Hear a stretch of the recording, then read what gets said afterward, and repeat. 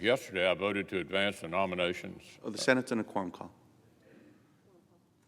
I request the quorum call be suspended. That objection. The Republican leader. Yesterday, I voted to advance the nominations of Congresswoman Marcia Fudge to be Secretary of Housing and Urban Development and Judge Merrick Garland to be Attorney General. These aren't the nominees that any Republican would have picked for these jobs, but the nation needs presidents to be able to stand up a team so long as their nominees are qualified and mainstream. I voted to confirm people like Secretaries Austin, Blinken, Yellen, Vilsack, and Buttigieg. We certainly disagree on plenty of issues, but I spent 4 years watching many of our Democratic colleagues do everything possible to obstruct and delay President Trump's nominees right from the start. Now we hear many of the same Democrats insisting that, as a matter of principle, a new president needs his team and any delay is an outrage. It's funny how some things change. My position has not. I'm voting to confirm Judge Garland because of his long reputation as a straight shooter and a legal expert. His left-of-center perspective has been within the legal mainstream. For the country's sake, let's hope our incoming Attorney General applies that no-nonsense approach to the serious challenges facing the Department of Justice and our nation. Let's hope that he controls the bureaucrats and leftist subordinates that the president proposes to place under him rather than the other way around. When I spoke to Judge Garland, we discussed his commitment to the ongoing investigation of the events of January the 6th. Federal law enforcement needs to continue the work of identifying, arresting, and prosecuting those who broke the law in order to disrupt the constitutional business of Congress. He assured me that will remain a priority. At the same time, it's essential that DOJ treat political violence with equal seriousness, no matter which political fringe it may come from. Last summer, riots, vandalism, and even so-called autonomous zone consumed parts of American cities. In some instances, thugs directly attacked federal property. But amazingly, some local leaders seem more willing to tolerate the chaos than tolerate the angry tweets that left-wing activists might have sent if they stepped in to actually do their jobs. We were fortunate to have Attorney General Barr, who took seriously the federal government's role to protect federal property and to enforce federal law. Judge Garland must be prepared to do the same. Of course, the riots haven't been the only area where we've seen liberal governance give short shrift to the rule of law. The Obama administration was famous for its willingness to let ideology dictate the enforcement of federal laws, or lack thereof. Take the DACA program, for example. When the Obama administration realized their preferred immigration policies couldn't get through Congress the right way, they stretched prosecutorial discretion and law enforcement discretion to breathtaking, unconstitutional extremes. When confirmed, Judge Garland must not back other constitutionally corrosive efforts to effectively repeal laws by just ignoring them. That brings me to the issue of immigration more broadly. Just a few weeks into the job, the Biden administration and Secretary Mayorkas are failing on our southern border.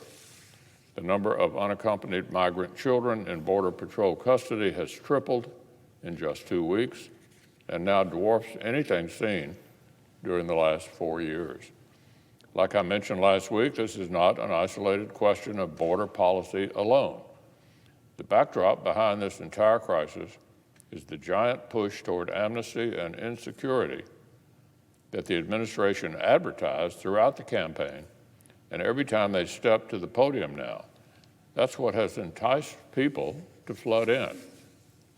Even now, administration staff keep parroting strange lines like, "Now is not the time to come."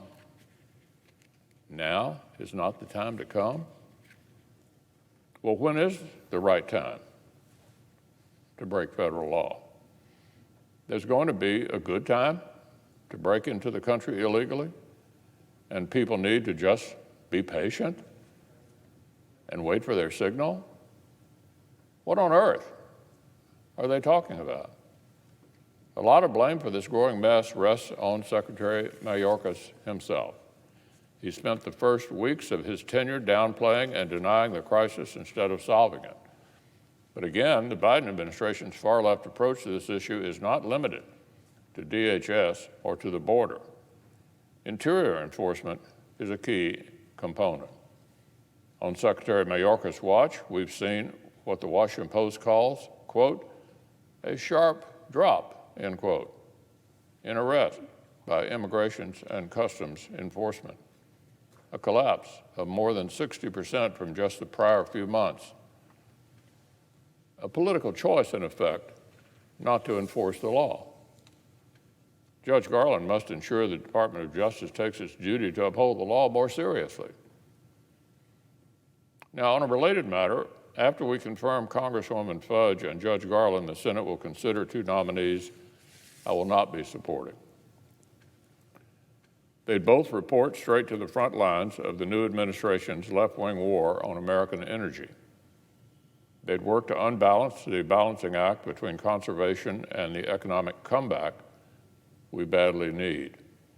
To head the Environmental Protection Agency, the President's nominated Michael Regan, a longtime regulator and activist.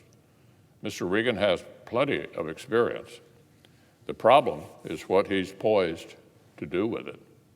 He and the administration are plainly prepared to put that experience behind the same far-left policies that crush jobs and prosperity in states like Kentucky throughout the Obama administration. The Clean Power Plan, back on the table. The absurd Waters of the United States rule, back on the table. Kentuckians know that when bad policies like those are on the table, it means their jobs, their livelihoods, and their communities are on the menu. Congresswoman Howland, the President's pick to lead the Department of Interior, was literally an original co-sponsor of the Green New Deal. She's vowed to, quote, keep fossil fuels in the ground, end quote, and once pledged, quote, to vote against all new fossil fuel infrastructure, end quote. Her record and her views ignore the fact that American energy independence fueled prosperity for the working class and middle class over the last 4 years. Yet in multiple of those years, our carbon emissions actually went down. The supposed choice between a clean environment and domestic energy independence is a false choice. It only exists as a zero-sum trade-off in the minds of Democrats. We have every reason to believe that voting for Mr. Regan and Representative Howland would be voting to raise gas taxes for families who are already struggling, voting to raise fuel and heating bills for seniors on a fixed income, voting to take the tough times we've been going through and making them even tougher. I'll be voting for American families and against both of their nominations.